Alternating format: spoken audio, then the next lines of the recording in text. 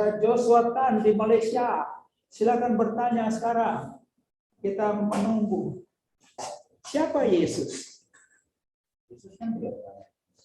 Yesus adalah utusannya Bapa Surgawi. Yesus adalah nama. Bapa Surgawi mengutus Bethlehem, baru diberi nama Yesus. Yang kita sembah adalah Kristus, bukan Yesus. Itu adalah nama yang berguna untuk kehidupan kita di bumi. Pada saatnya kita meninggal dunia, tidak lagi ada manfaat nama itu. Kita akan diberikan nama yang baru.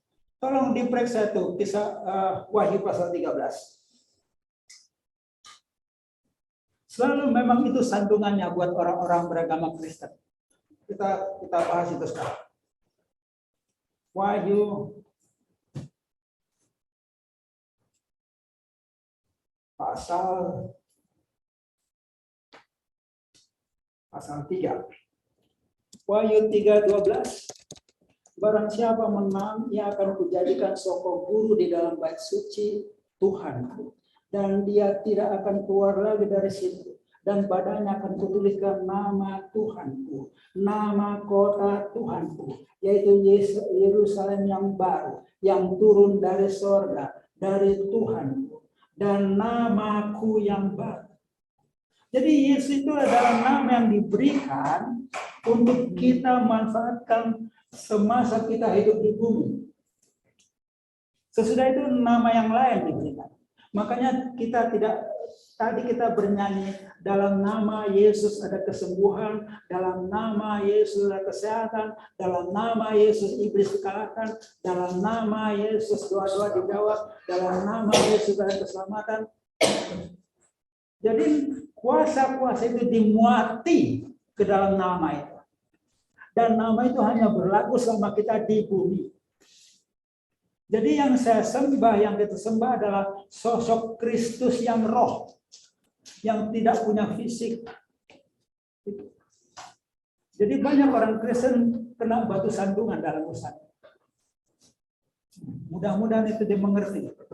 Kalau itu Tuhan yang Maha Esa, kalau itu Tuhan yang Maha Esa, jadi pada zaman prasejarah, yang mengayomi Nusantara adalah malaikat-malaikat Tuhan. Membentuk watak yang bagus itu. Lalu lahirlah Yesus di Bethlehem 2000 tahun yang lalu. Yang kita tinjau prasejarah adalah sebelum 2000 tahun yang lalu. Pada masa yang sangat primitif itu, sifat-sifat di warga Nusantara itu bagus. Nah sekarang, Yesus sudah kembali menjadi Kristus di sorga, yang berperan di bumi adalah malaikat-malaikat dengan mandat. Dengan mandat, kau boleh menampilkan pribadi Yesus. Kita semua punya mandat. Kita boleh menampilkan nama Yesus. Malaikat-malaikat itu tampil dengan mandat. Kau boleh menampilkan penampilan Yesus. Sehingga banyak sekali sekarang penampakan orang melihat Yesus. Tapi pribadi Kristusnya sudah di sorga. Tolong kita bedakan. Memang nama Yesus buat kita sudah addressing kepada tiga-tiganya. Waktu saya sebut nama Yesus, saya sudah addressing Bapa, Anak, Roh Kudus. Tapi Yesus sendiri adalah suatu nama, suatu wadah. Di dalamnya dimuati kuasa-kuasa yang saya sebutkan tadi. Makanya kita boleh membiasakan diri dengan menyanyikan dalam nama Yesus ada kemenangan, karena dalam nama Yesus ada keselamatan, dalam nama Yesus dosa-dosa diampuni, dalam nama Yesus setan-setan diusir, dalam nama Yesus ada pemeliharaan, dalam nama Yesus doa-doa dijawab. 7 ayat ya. Tolong disadari. Ini sudah. Termasuk yang orang yang sudah mengaku kaum Injil masih tersandung di situ. Dan itu juga menjawab pergumulannya Pak Yono, Bu Vero dalam urusan kekatolikan. Ya kan? Dalam urusan kekatolikan, mereka menyembah Yesus yang badan, yang lahir dari rahim dari Maria. Makanya mereka sulit untuk maju secara rohani. Sekarang sudah enggak kok. Siapa? Sekarang sudah enggak. Oh, ini juga ya.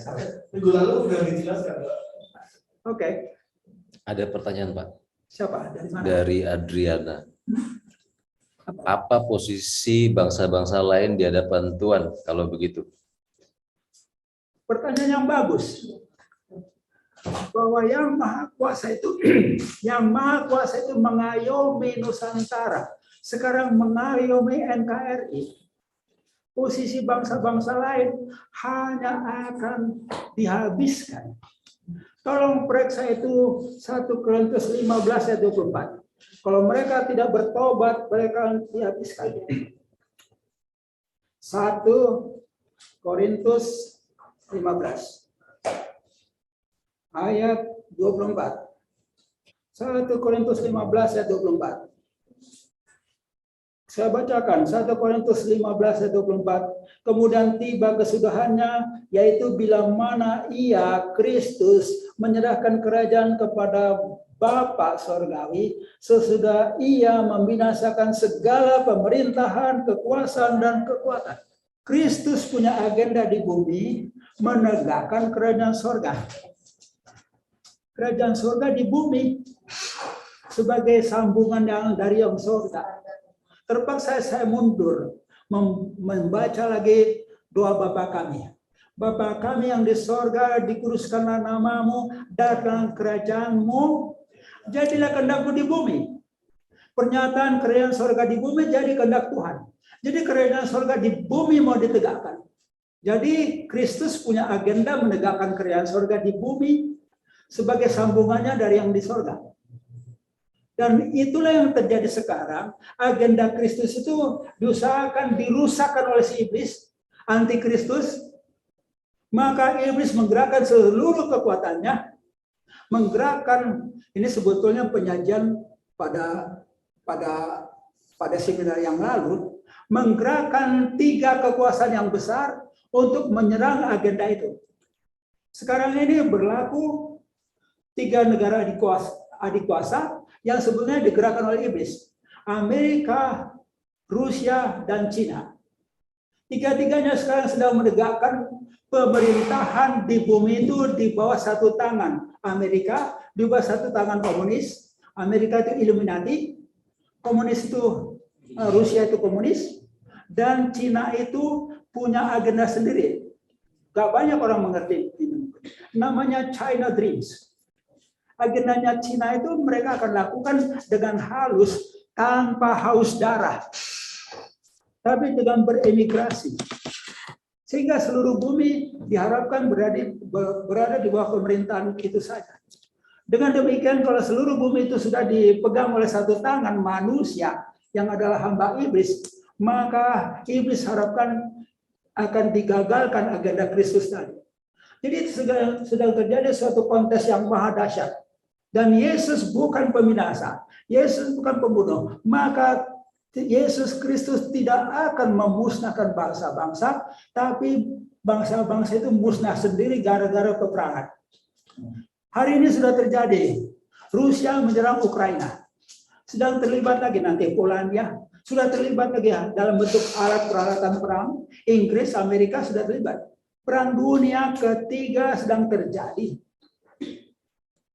Belum penuh skalanya.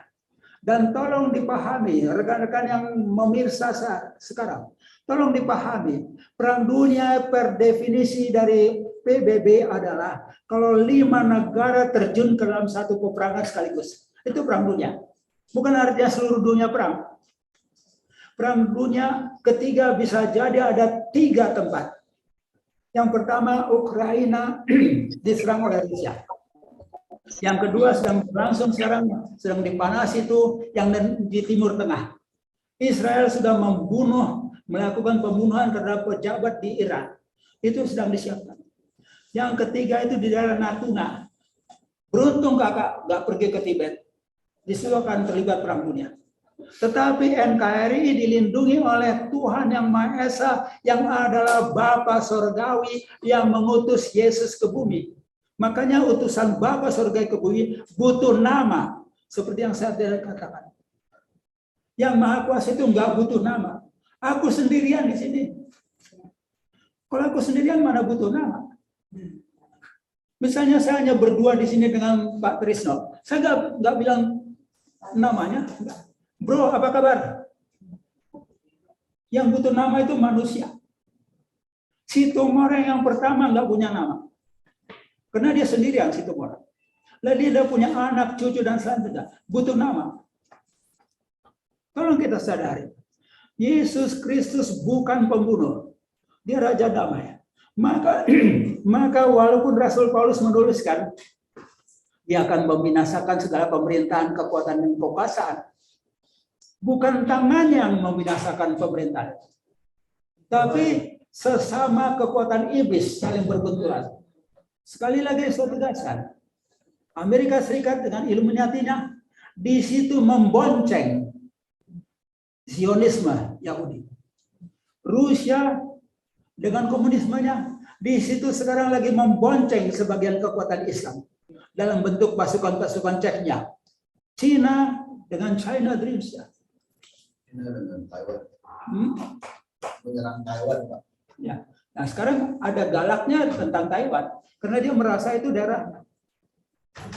Perang dunianya nanti 3 macam loh. Selama ini saya kira, saya sempat terkecoh juga, saya kira nanti akan terjadi peperangan di Natuna. Karena sudah pasang ancang-ancang. Rusia sudah menurunkan pasukannya ke sana. India sudah menurunkan juga kapal perangnya ke sana. Australia juga. Tapi ternyata Tuhan yang Maha Esa itu bisa menggerakkan supaya perang dunianya jangan di sini dulu. Di Eropa sana dulu. Nah itulah hasilnya. Bangsa-bangsa akan dimusnahkan. Manusianya mungkin tidak. Kenapa? Memusnahkan negara-negara itu agendanya tatanan dunia baru. Tatanan dunia baru akan ditegakkan oleh Illuminati yang di Amerika Serikat. Sehingga seluruh bumi berada di bawah satu pemerintahan. Dan pemerintahan itu di mana? Pusat pemerintahnya adalah PBB. Yang sampai sekarang kursi ketuanya kosong. Nggak ada ketua PBB. Pada saatnya nanti, mungkin 6 tahun dari sekarang atau 8 tahun dari sekarang, itu akan diisi. Akan diisi oleh Illuminati kalau Tuhan izinkan. Karena PBB sekarang boleh dikatakan itu anteknya Amerika. Kalau diisi oleh Illuminati, berarti Cina sama Rusia kalah dong sama si Amerika. Amerika juga akan rusak. Jadi ini sebenarnya di world order tersebut itu bisa jadi Cina itu yang lembut itu tidak akan hancur berantakan. Tetapi akan berubah menjadi orang percaya. Tolong sadari itu posisi. Cina mau meliputi bumi ini dengan China Dreams. Dengan apa? Dengan kolonisasi. Dengan apa? Dengan imigrasi. Maka banyak yang berimigrasi sekarang ke Indonesia. Cina RRT sudah punya lahan 500.000 hektar di Brazil. Dia taruh di situ 500.000 orang pekerja. Untuk apa? Untuk menghasilkan babi. Karena Tiongkok nggak bisa menghasilkan babi yang cukup buat 1,4 miliar. China Dreams itu lembut. Yang kasar itu Illuminati dan komunis. Artinya ini Pak, saya rasa kayak di sekarang Cina tersebut kekuatan ekonomi ya. Negara-negara yang artinya yang berharap begini semua kayak Sri Lanka apa semua dikasih pengampunan utang. Dia pakai kekuatan ekonomi, yes. Kasih pengampunan utang, Iya. dengan artinya kalau di barat itu kan keras loh, ya, badunya itu kan Iya, tinggi. betul. Dibebaskan utang. Betul, Cina itu dengan lembut. Dia mau itu merangkul negara-negara yang miskin semua. Jadi 3 kekuatan itu lain-lain pendekatan. Oleh Illuminati itu mereka merasa sudah paling unggul karena mereka mengaku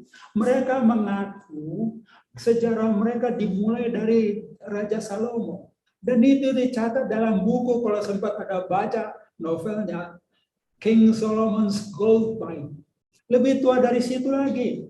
Presiden-presiden Amerika itu 31% adalah Masonic, persekutuan rahasia, yang mereka klaim sudah ada di Mesir. Mereka membangun piramida-piramida Mesir dengan teknologi tinggi. Pada 5.000 tahun yang lalu mereka sudah punya teknologi tinggi membangun piramida Mesir dengan ada rahasia-rahasia di dalamnya. Lain-lain, Pak. Jadi 3 kekuatan iblis itu akan saling rebut, saling desak-berdesak, saling memerangi, maka terjadilah nubuatan yang disampaikan Rasul Paulus pada 1 Korintus 15 ayat 24. Akan dibinasakan kekuatan pemerintahan, kekuatan dan kekuasaan. Sebentar. Pemerintahan itu apa? Negara-negara. Kekuatan itu apa? Kekuatan politik, kekuatan sebagainya. Kekuasaan itu apa? Pemerintah. Akan habis. Baru kerajaan surga di bumi bisa bergerak meluas dari Indonesia. Indonesia itu memang Nusantara itu adalah kawasan pilihan Tuhan. Tuhan gak memilih bangsa. Dalam hal Nusantara itu kawasan yang dipilih oleh Tuhan. Makanya dia siapkan segala macam kemakmuran sumber daya alam yang ada di Nusantara. Itu situasinya sekarang. Jadi sejahtera aja. Perang Dunia Ketiga nggak akan menyentuh Indonesia. Jadi yang anak-anaknya ada di luar negeri panggil pulang. Indonesia adalah daerah yang aman. Ada pertanyaan lain? Lanjutan tadi. Tentunya. Berapa waktu lalu pada waktu perang Rusia dan Ukraina pecah, di gereja dikumandangkan untuk berdoa bagi kedua negara itu. Apakah hal itu sah-sah saja? Berdoa sah-sah saja.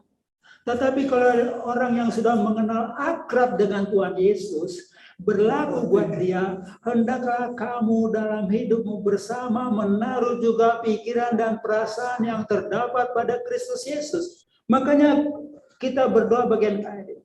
Anda perhatikan itu, gak ada itu yang menentang pikiran Kristus. Harus kita jaga doa-doa kita. Tapi banyak sekali orang yang mengerti Alkitab, tapi belum mengerti pikiran dan perasaan Kristus. That's the big problem. Saya bisa ngomong begini karena memang saya menenggelamkan diri saya dalam sabda-sabda Yesus selama 25 tahun lebih. Kembali Bu Ning. Nah, tadi kan Cina itu halus gitu ya. Jadi dia memerankan kekuatan ekonomi dan halus. Pertanyaan saya Pak, mereka juga kan sponsornya dalam aktivitas komunis yang anti Tuhan. Apa ya ada setan itu mainnya halus Pak? Komunis itu belakangan datang. Aslinya komunis Rusia. Kalau Cina itu ingat aja, dewa uang, dewa perut. Makanya di mana-mana tuh perut Anda akan dipuaskan oleh restoran. Terhadap Thailand mereka kasar karena itu dianggap melepaskan diri dari negara itu. Tapi tekanan ke dalamnya kasar. Itu ya. Ada kekerasan. Tekanan ke dalamnya kasar. Siapa yang akhirnya kalau berlawan dengan pemerintahan Cina jangan aku. Ya untuk dirinya ya komunis. Dia praktekkan masyarakat komunis di RRC. Itu masyarakat yang sangat totaliter. Tetapi dalam China Dreams, mereka melakukannya dengan halus. Mereka melakukannya dengan imigrasi. 3 kali saya ke Kanada, saya ulangi lagi cerita itu. 3 kali saya ke Kanada, 3 kali itu saya lihat turun dari pesawat itu, Chinese. Dan begitu banyaknya mereka sehingga di Vancouver sana, secara khusus dibikin desk yang berbahasa Cina. Laporan kedatangan ke situ. Lancar. Dan mereka senang ke Kanada. Kenapa? Kanada itu masih lembut, tidak anti Cina, dan menyediakan. Anda setor $300.000. Buktikan bahwa Anda mau berbisnis di negeri ini. $300 Kanada. Hari itu juga kau dapat warga negara. Itu hebatnya Kanada memperlakukan calon warga negara. $300.000. Kalau Anda hanya mau beremigrasi tanpa menanam modal, boleh. Anda pergi sekarang, pulangnya nggak ditanyain. You mau berapa tahun juga nggak masalah. Dari mana saya tahu? Waktu saya pulang terakhir kali dari Kanada, saya kelimpungan mau pulang. Sir, where is the departing desk? No departing desk, you just go away. Nggak perlu lapor. Di Amerika kita dibatasi 6 bulan. Saya punya anak di sana. Kalau saya mau tinggal di sana hari tua dan mati di sana, bebas saja. Tapi nggak mau dia, Tuhan juga nggak mau. Masih ada tugas. Kanada sangat terbuka untuk imigran baru. Jadi imigran yang dari Cina punya bukan imigran, Cina punya orang masuk kerja di Indonesia ini Pak. Kekhawatiran kami raih sama di Yosef, sama di apa sih itu apa loh Pak? Amin Rais kan nggak kenal agenda Tuhan. Kan kita kenal agenda Tuhan. Biarin aja mereka datang ke sini untuk dimenangkan nanti. Bapak belum nangkep ya mindsetnya Kristus. Entah kalau kamu dalam hidupmu bersama memiliki juga pikiran dan perasaan seperti yang terdapat pada Kristus Yesus. Maaf ya, orang Kristen harus malu terhadap Pak Jokowi. Pak Jokowi itu yang praktekkan pikiran Kristus. Pak Dison, Pak Rihanka, daripada lu ribut, gua kasih lo satya lencana kesetiaan. Orang nggak punya prestasi dikasih satya lencana kesetiaan. Bintang loh, bintang itu. Ya menaruh bara api ya. Iya. Menaruh bara. Itu Filipi 2:5 itu berat urusannya. Kita semuanya diajarin mengerti Alkitab, tapi nggak ngerti pikiran Kristus. Ada pertanyaan, kerajaan surga yang Yesus bawa ke dunia ini adalah bentuk pemerintahan. Apakah itu yang akan ditegakkan di Nusantara ini? Oke. Ada pertanyaan dari saudara Desa ya. Kerajaan Kristus yang akan diperkenalkan di Nusantara ini apakah suatu pemerintahan? Yes, tapi bukan pemerintahan politik.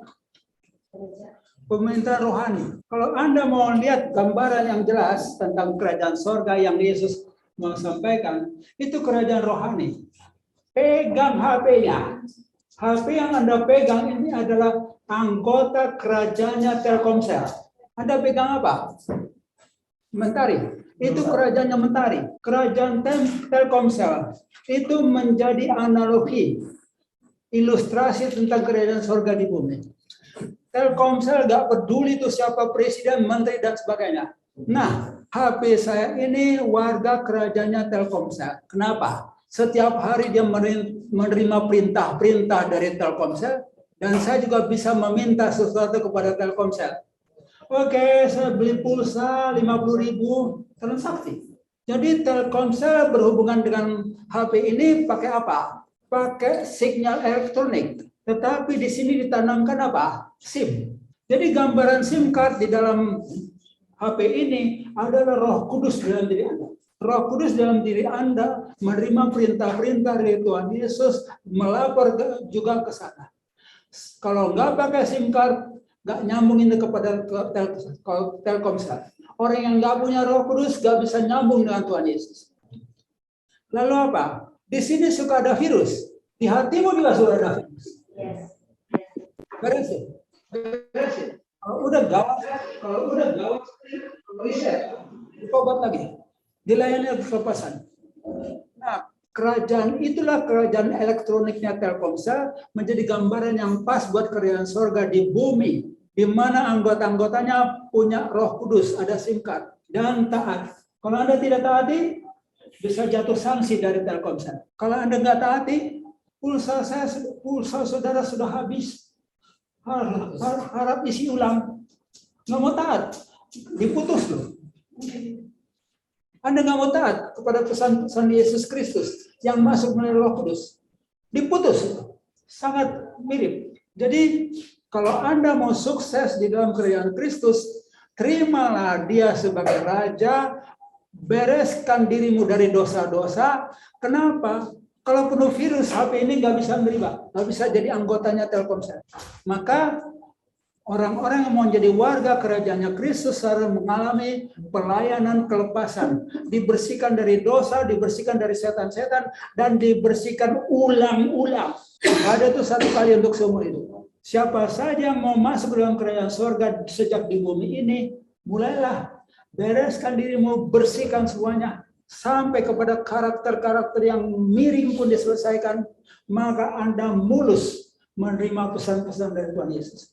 Barang siapa tidak bersih hatinya, nggak bisa terima pesan. Sederhana sekali sebetulnya pada zaman akhir. Dan pancaran Telkomsel sama pancaran Mentari saling silang nggak di sini?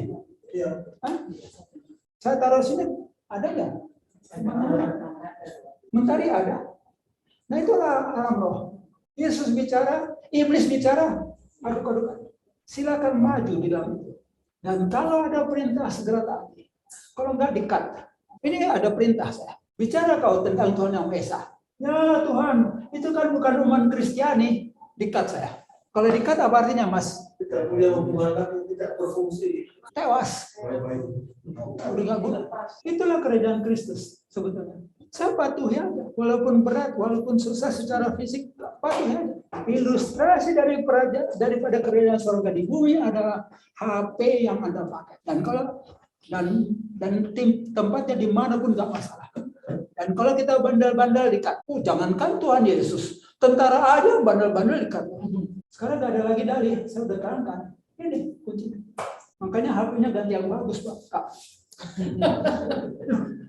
Nanti Tuhan kasih diberkati.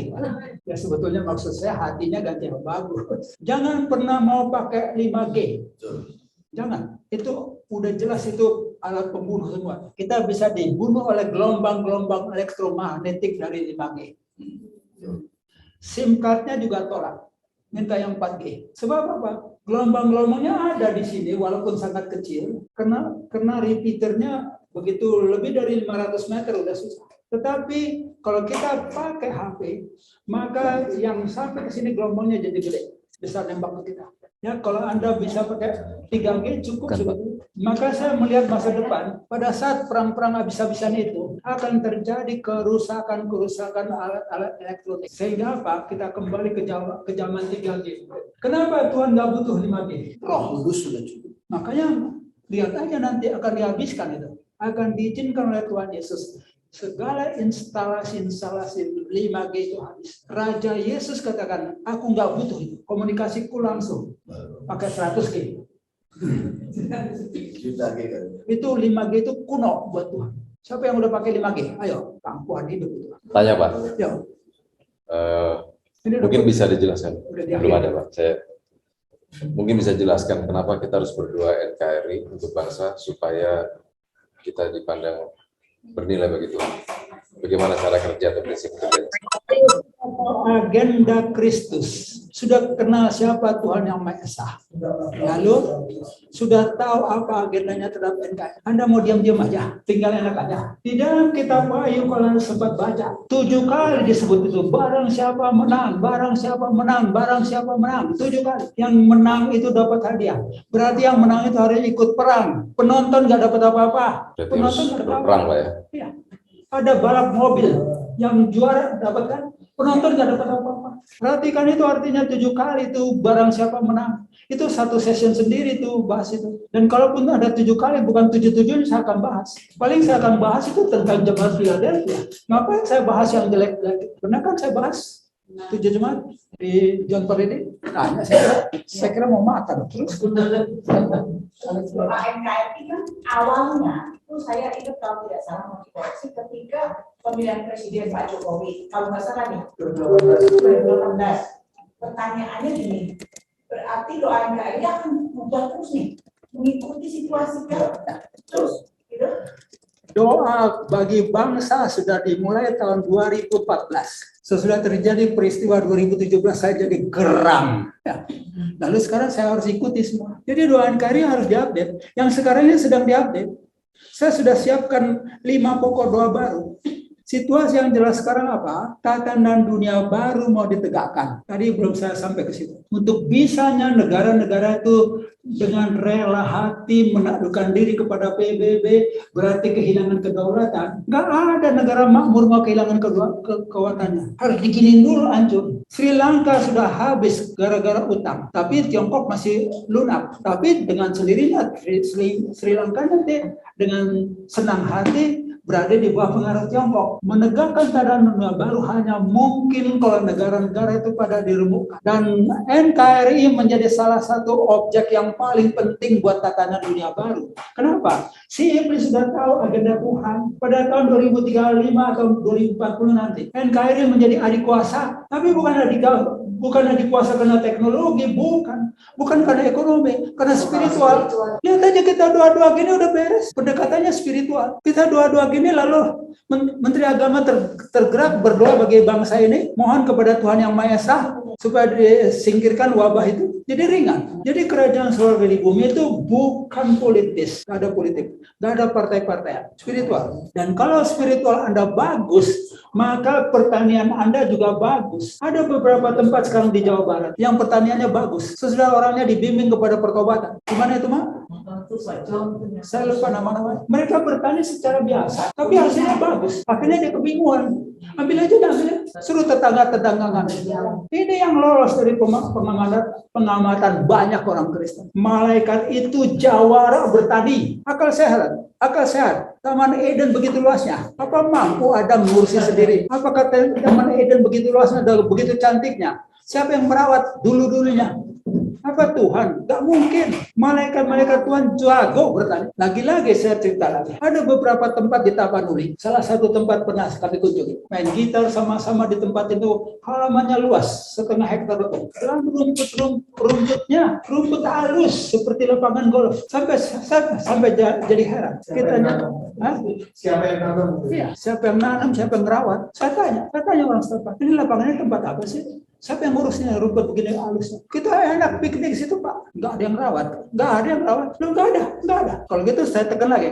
Jadi ini tempat apa? Tempat penyembahan, Bo. Berarti malaikat iblis yang rawat. Kenapa? Dia mau disembah, disediakan dong. Kenapa Elon Musk gitu kaya raya? Iblis butuh dia dikasih segala pengetahuan. Kenapa itu saudara Bill Gates gitu kaya raya? Zaman pandemi gini orang-orang pada kurus, pada miskin, dia dapat $2 miliar, 2008.000. Bikin dirimu dibutuhkan oleh Tuhan, maka engkau akan diurus, dirawat. Masih nggak percaya sih teman-teman. Kenapa? Susah ya. Jadi negara-negara itu harus dibikin bangkrut dulu, baru mau pasrah kepada PBB. Oke, dia diatur. Lalu negara-negara itu menjadi sekedar provinsi. Dan iblis tahu agenda Kristus atas NKRI, iblis tahu, maka ini menjadi sasaran utama iblis, harus dibikin bangkrut. Maka dia gerakan orang-orang itu untuk menyerang terus NKRI. Bahkan Illuminati itu pasti udah ada orang-orangnya di Indonesia ini akan dibikin bangkrut berbarengan. Ya baru nanti mungkin Amerika dihajar oleh Cina. Nonton, enak kita nonton. Asal kita sudah menaruh perasaan dan pikiran Kristus Yesus. Jangan datang-datang main benci aja. Selesai. Bapak Ibu, terima kasih untuk kebersamaan di dalam pemaparan tentang siapa Tuhan Yang Maha Esa. Terima kasih. Tuhan Yesus memberkati.